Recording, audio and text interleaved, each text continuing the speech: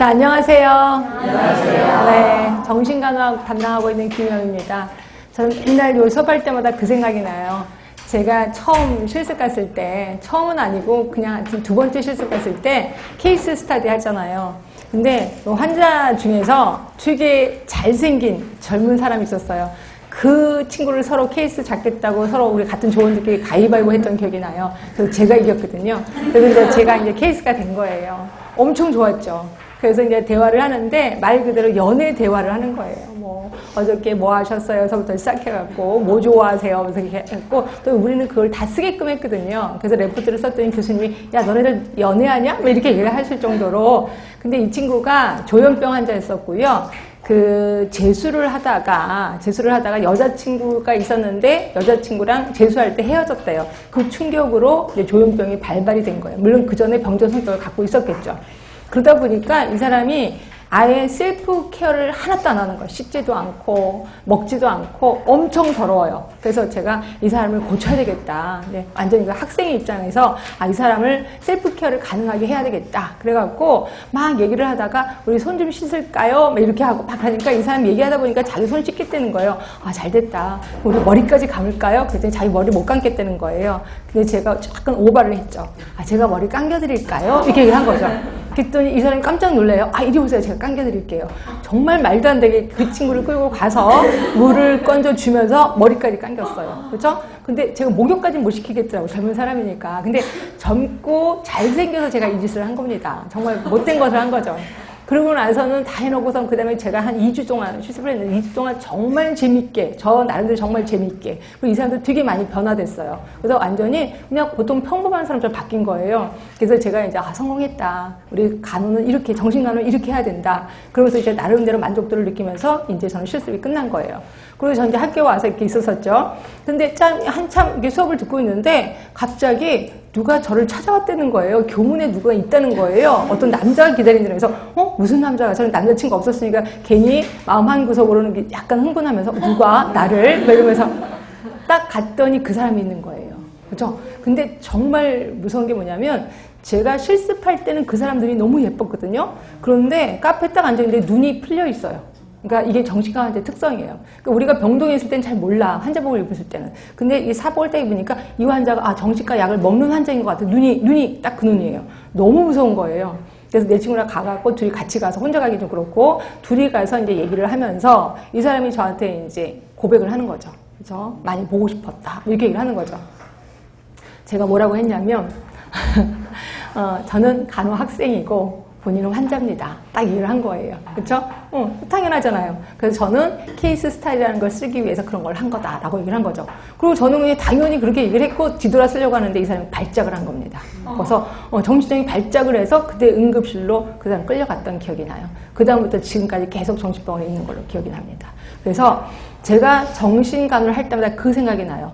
함부로 다정한 척 하지 말라는 거예요. 왜? 그분들은 너무너무 순수해요. 너무너무 순진하기 때문에 내가 하라는 대로 그대로 옵니다. 그러다 보니까 제가 충격을 주면 굉장히 큰 충격을 받고요. 제가 잘해주면 굉장히 큰 충격으로 이 사람이 나를 좋아하나 봐 라고 착각을 한다는 거죠. 그래서 여러분들도 혹시 나중에 이제 병원에 가서 저 정신과 할래요. 정말 잘 하셔야 됩니다. 너무 오버해서 할 필요도 없고요. 그렇다고 너무 무관심하게 해도 안 된다는 거죠. 그래서 그 부탁을 드리고 자 일단 이 부탁을 드리는 이유 중에 하나가 국시는 특히 정신간호 국시는 정말 그렇게 어렵진 않다는 거예요. 근데 이거를 어렵게 내면 거의 다 떨어져요. 그래서 그런지 어려운 부분은 거의 시험 문제 안 나와요. 그래서 웬만하게 공부하면 다 합격을 하더라고요. 그래서 제가 오늘 처음에 그 얘기를 하는 이유 중에 하나가 이 정신간호 때문에 스트레스 받지 말라는 거예요. 그래서 그냥 상식적으로 접근해 들어가도 다 합격을 하더라라는 겁니다. 자, 일단 한번 훑어볼게요. 맨 처음에 이제 정신건강 개념이 한 3문제 정도 나오는데 이거 진짜 쉽더라고요. 이거 누가 봐도 다 맞는 문제라고 보시면 되고요. 그래서 이제 이것도 하긴 할 겁니다. 그 다음에 이제 치료적 인간관계, 그리고 의사소통, 그래서 설리반, 페플라우 얘기가 나올 거예요. 그분 문제가 한 2문제 정도 나옵니다. 그리고 또 얼추 다 맞긴 하더라고요. 그 다음에 이제 간호과정 중에서 사정 부분, 이것도 거의 다 알아요. 그래서 문제 풀어보시면 다 알 것 같아요. 그 다음에 이제 요게 좀 헷갈려요. 중재에서 환경요법, 뭐 인지행동요법, 활동요법, 약물요법이 여기 들어가거든요. 그래서 우리 약물요법 왠지 약해진 게 우리예요. 그래서 여기 한 2문제 정도 나오는데 저는 이거는 과감하게 틀려버리자라는 주의입니다. 그래서 저도 약에 대해서는 그렇게 설명을 안 할 겁니다. 그죠? 그러니까 그런데도 불구하고 약에 대해서 좀 설명을 해달라고 하면 하긴 하는데 다 하고 나서 눈을 딱 뜨면 다 졸고 계시더라고요. 그래서 할 수 없이 그것도 대강하도록 하겠습니다.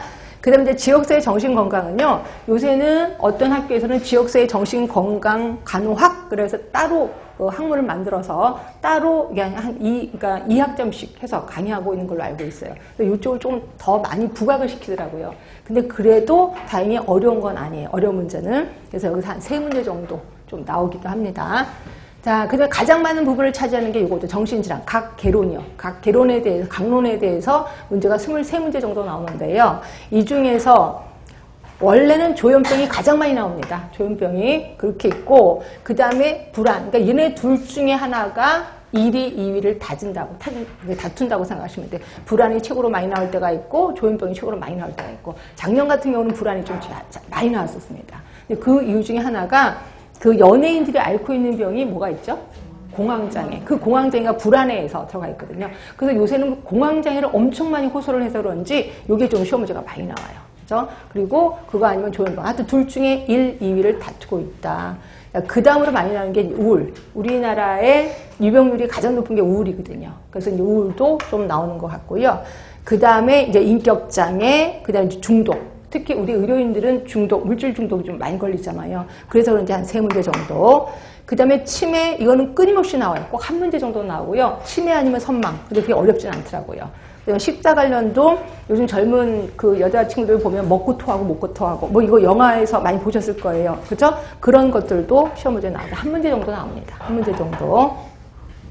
수면 관련, 성 관련은 거의 안 나오는데 이번에 좀 나와서 근데 거의 안 나오긴 합니다.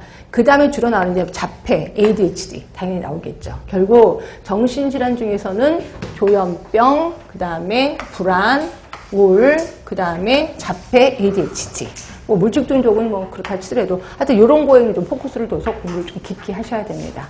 자, 그래서 보시면 제가 뭐 다른 과목이랑 똑같이 50분 수업하고 10분 쉬고 50분 수업하고 10분 하는데 자, 여기는 이제 당연히 이론을 하죠. 이론을 하고 오늘 나눠드릴 유인물이 있을 겁니다. 근데 여기 유인물은 가로놓기가 없어요. 가로놓기가 없고 그 어떤 단어 개념에 대한 연습을 좀 할 겁니다. 예를 들어 자, 초자문, 자가 뭔지 연습할 거고요. 의식, 무의식하면 의식이 뭔지 그래서 그런 게 쭉 계속해서 연습하는 것들이 좀 있어요.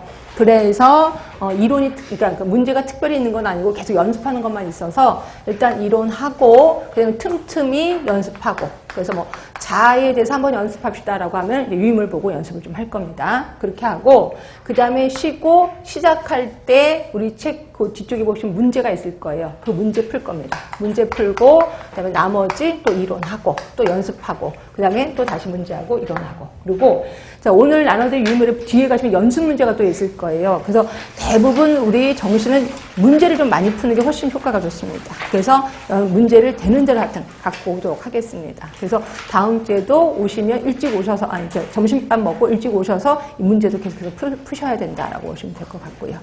자, 이렇게 해서 일주일 중에 마지막이잖아요. 그래서 좀 기분 좋게 수업하시라고 제가 우스갯소리도 좀 많이 할 거고요. 그 다음에 제가 정신과에 있었기 때문에 그 사례 같은 것도 좀 얘기를 많이 할까 합니다. 그렇죠?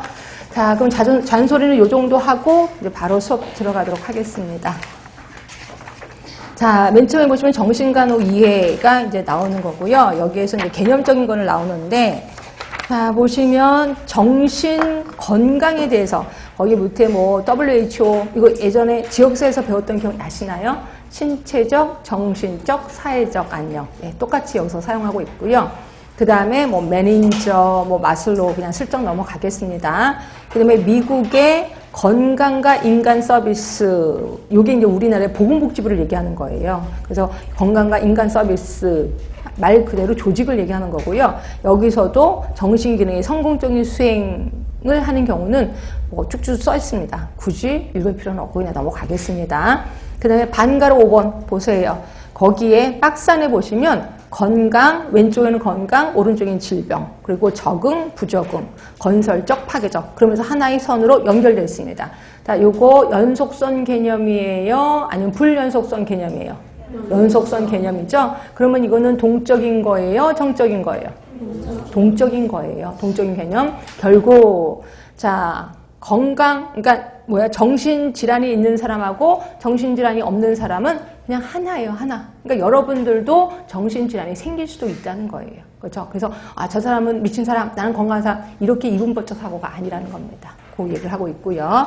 자, 무엇보다도 꼭 외워야 되는 게 말입니다. 말이 야호다의 정신건강 판단 기준. 이거는 정신질환자의 판단 기준이 아니라 정신건강의 판단 기준. 그래서 요거가 높으면 나는 정신이 건강한 거다라고 보는 거죠. 자, 첫 번째입니다. 자신에 대한 긍정적인 태도를 갖고 있느냐. 여러분 어때요? 자신에 대해서 긍정적인 태도 갖고 있어요? 부정적인 태도 갖고 있어요? 그러니까 이거죠. 나이가 들수록 자기의 포부를 낮추면 돼.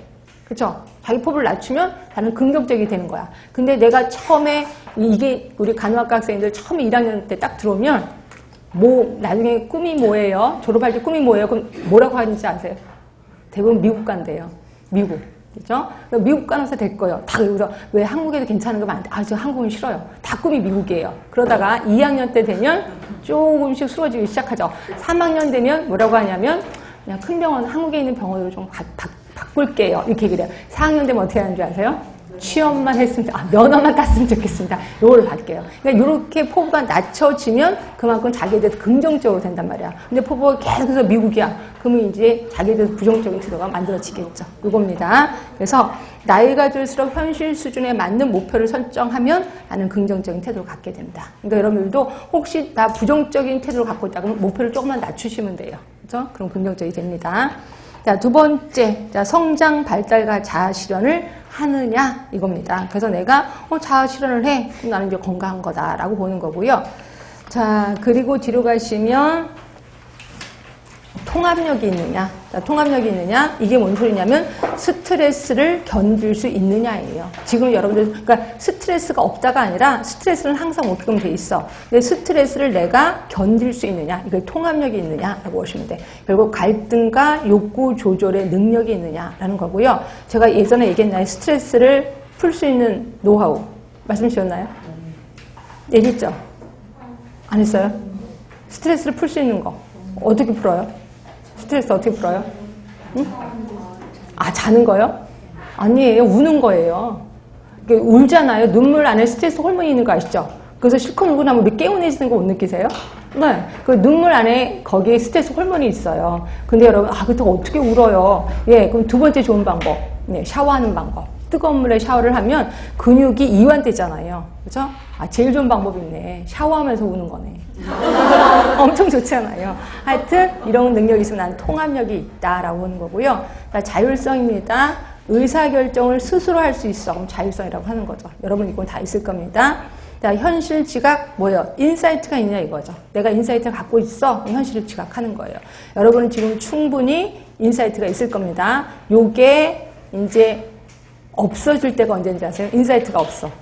마치 무개념인 나가 돼. 내가 돼. 개념이 없는 내가 돼. 언제인 줄 아세요? 신규 들어가면. 신규 들어가면 맨날 듣는 소리가 이 소리예요. 너 인사이트 있어? 개념 있어? 이거 들어갑니다. 하여튼 지금은 있어요. 나중에 없을지 모르지만. 그 다음에 환경이 지배당하느냐, 환경을 지배하느냐예요. 자, 오늘처럼 너무너무 더워. 오늘 학원 가지 말아야 되겠다. 환경이 지배당하신 거지. 그런데 내가 왔어. 그러면 지배한 거다라고 보시면 되고요. 요 6가지입니다. 요 6가지는 대놓고 시험 문제 나옵니다. 다음 중 말이 야호다가 이런 말도 안 해. 그냥 정신건강의 판단 기준으로 옳지 못한 건 뭐냐 이런 식으로 나옵니다. 또 옳은 건 뭐냐 이런 식으로 나옵니다. 그러니까 이 6가지를 그냥 아무 생각 없이 외우셔야 돼. 그렇지? 자, 그다음에 세 번째입니다. 정신질환에 대해서 잘못 인식되고 있는 사회적 통념. 이거는 여러분도 그렇게 생각할 거야. 이런 거 아니야? 이거 당연한 거 아니야? 근데 그게 잘못 인식되어 있다는 거죠. 자, 첫 번째 보시면 정신질환은 드문 병이야. 이제 함부로 걸리는 병은 아니야. 라고는 하지만 유병률은 1%예요. 이거는 전 세계적인 유병률이 1%고요. 우리 한국의 유병률 높을까요? 낮을까요? 높아요. 3%예요. 한국은 3%입니다. 100명 중에 3명이 예, 정신질환을 갖고 있다는 거예요. 굉장히 흔한 거다라고 보시면 되고요.